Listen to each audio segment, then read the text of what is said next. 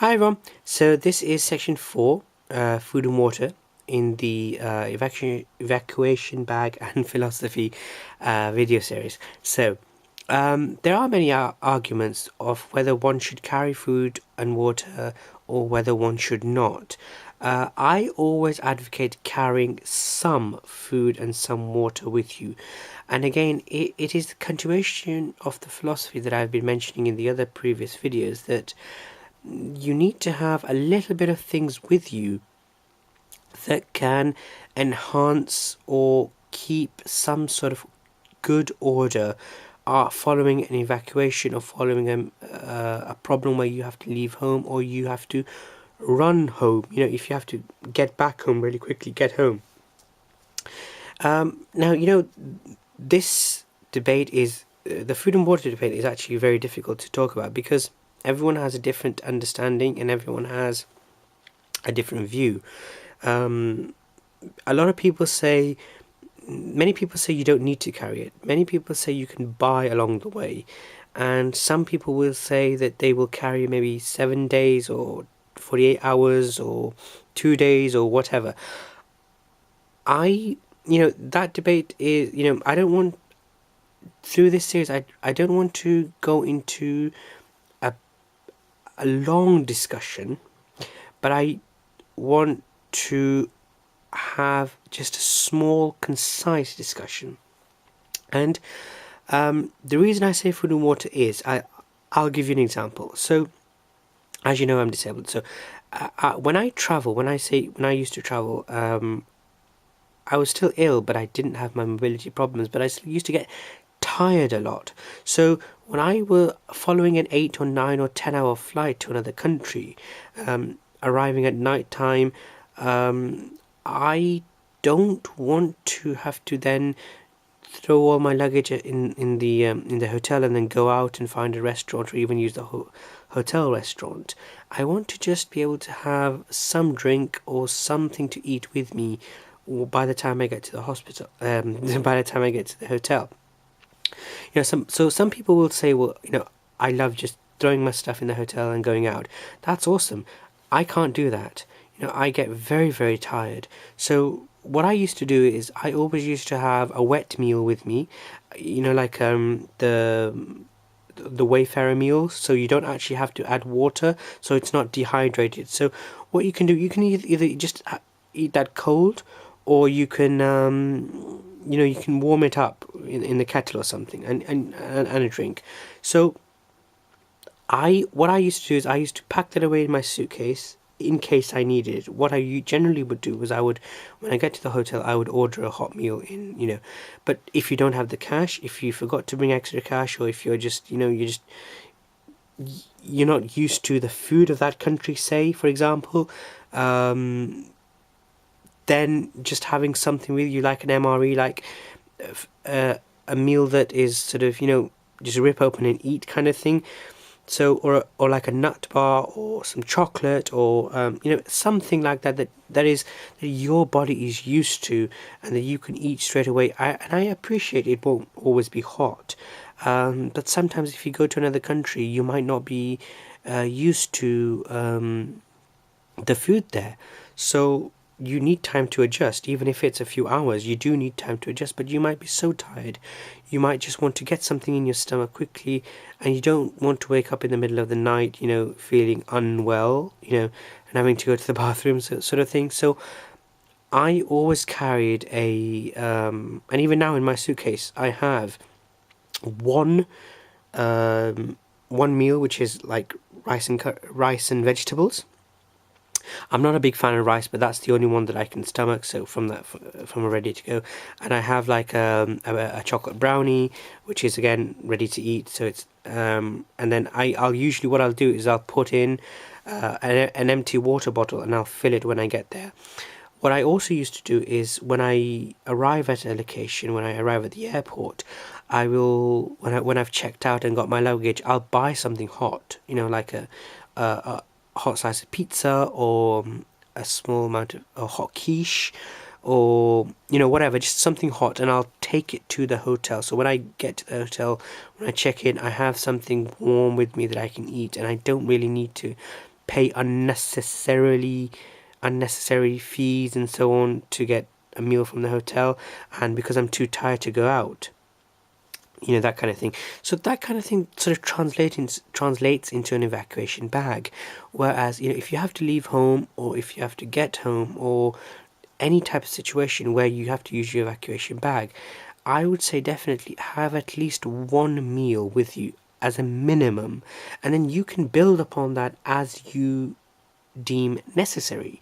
But even if you, okay, and the reason I say that is, especially for those people who say that they can buy along the way. Yes, I buy along the way, but I always have a base meal. So if I can't buy along the way, or if I forget to, if I'm too tired to, or the opportunity doesn't present, I still have a meal ready. So have at least one meal with you. Now, you may need to use that meal to feed a child, or an elderly person, or a disabled person. So that again opens up a lot of doors of your capability, and it doesn't add a lot of weight. But it gives you such a big capability. Even a small meal can enhance morale. It can, it can fill your stomach. It can give you some energy. It can re-energize you to a level where you are comfortable, you're relaxed, to get some sleep. Yes, it might not be, like a hot meal, but you can either warm it up in the kettle, or you can just eat it cold, whatever. You can just get some decent food inside you, and food that you are used to. In the UK, there is a company called Wayfarer, and they make these meals, like wet meals. So I usually have one of them. So, or you can just have some flapjacks, or Cliff Bars, or brownies, or something. And it needn't be big, just one small pack of that will do, just one each, something.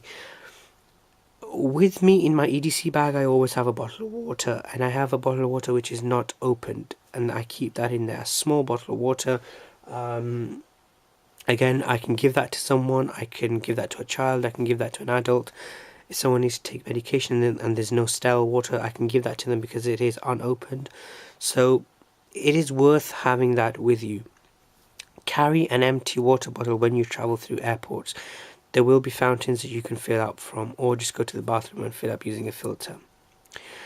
During an evacuation, have at least one filled non-opened water bottle in your bag, and one meal. That will, I cannot underscore and highlight how important that is, and how much help and comfort that will bring to you personally. But if you're not interested in that, then be interested in how much comfort that could bring to a child, to an elderly person, to a disabled person, to a person under stress, to a helping a tired or injured or fatigued police officer, to a paramedic, to a fire brigade, doctor, giving that meal to an electrician who's probably been working 6, 7, 8 hours to get something fixed to make the building safe. Something like, you can give it to someone if you are not, if you are saying that you're going to be all right. So it is the basic tenet of humanity. So, and also it helps you to be prepared. So there are a lot of benefits to having at least one meal and one drink preset, ready in your evacuation bag. No need to think about what you need to put into it during the emergency. It's already there. You are essentially taking a snapshot of your home with you. There have been a lot of fires recently, and between me making the series 2 and 3 and these number 4 videos, I heard that there was a lot of fires. I believe in Arizona, I believe. Excuse me if I've got the state wrong, but I think they were in Arizona. Big fires, and a lot of people were evacuated. And again, the fire in Grenfell Tower in London, evacuation, wars in Syria, in Iraq, in Afghanistan, terrorist strikes in in multiple European cities, in Pakistan, there have been a lot of terrorist strikes from different nut jobs. So in wherever you are, some sort of problem, whether you are expecting it or whether you are not expecting it, can come into your way. You can be in the safest city, in the most prepared city, with the best civil emergency teams from the police, fire, ambulance, and so on. But in a time of emergency, you really, really need to be able to rely upon yourself, your prepared mind, your prepared skills, and an evacuation bag. And that's what I said. I didn't want to make this materialistic, but as humans, we do need some material. Even the Neanderthals, people think Neanderthals were bad, but I would far rather be a Neanderthal than any other sophisticated person. Why? Because they understood the basic of being prepared. I understand that I don't know everything. I understand that I need to learn a lot of things, but I also understand that physically, it is my gesture, my duty, my job to be prepared, to have something with me. And that is the material that I'm saying. One meal, one bottle of water. That is what I'm saying about a materialistic prepared bag. I have heard many people say, you don't need anything whatsoever. It is all about skill and all about mental ability. Okay, but sometimes you do need things with you, and that is the series of that is what I'm saying, that sometimes you need to have a meal and a water bottle with you.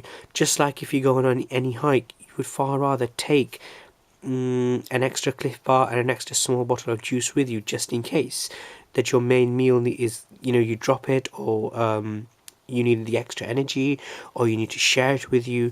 Hikers are always sort of prepared and ready to help other people. So this is exactly that philosophy.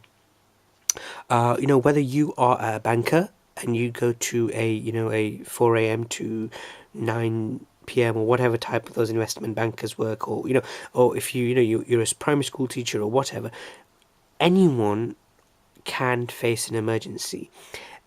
In that emergency, you don't want to be looking around for what should I do now, what things should I pack. So you should have a packed evacuation bag.